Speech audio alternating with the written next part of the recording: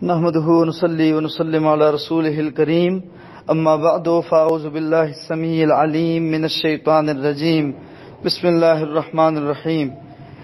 بھائی نے ایک تصویر بھیجی ہے اور پھر اس پہ سوال داغا ہے کہ کیا اس طرح کی داڑھی رکھنا یہ ہمارا طریقہ اور سنت ہے؟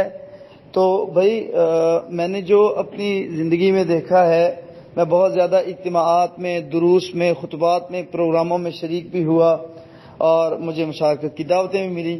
میں نے کبھی اس طرح کی داڑھی نہیں دیکھی، میں نے کبھی اتنی لمبی یا اس طرح کی داڑھی دیکھی نہیں ہے، حالانکہ میرا خاندانی تعلق سلفیوں سے ہے۔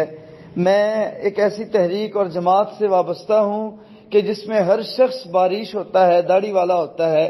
مجھے تو کبھی ایسا شخص نہیں ملا۔ یہ ریئر کیس ایک تصویر پتہ نہیں کہاں سے ملی ہمارے ساتھیوں کو کہ جس پہ انہوں نے داڑھی کا اتنا استہزاء اڑایا، اتنا مذاق اڑایا کہ ہمارے اچھے بھلے سیانے سمجھدار بندے بھی بیچارے حیرت میں پڑ گئے اور ششدر رہ گئے۔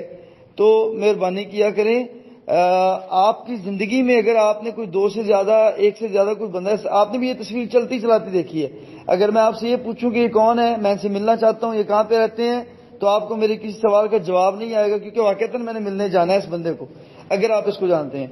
تو بھائی داڑھی پوری رکھنا سنت ہے، داڑھی کو معاف کر دینا سنت ہے، وجوبی امر ہے، یہ فرض ہے داڑھی رکھنا، تو نبی صلی اللہ علیہ وسلم نے اس کو پورا رکھا ہے۔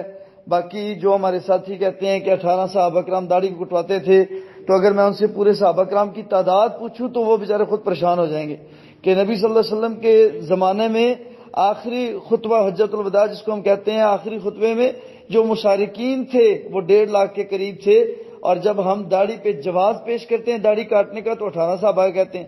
باقی صحابہ کرام کا مطلب ذکر کیوں نہیں کرتے؟ ابو بکر کا ذکر، عمر کا ذکر، عثمان کا ذکر، علی کا ذکر تو نہیں کرتے، عبد الرحمن بن عوف کا ذکر نہیں کرتے، ابو عبیدہ بن جراح کا ذکر نہیں کرتے۔ تو جو ہے یہ طریقہ درست نہیں ہے۔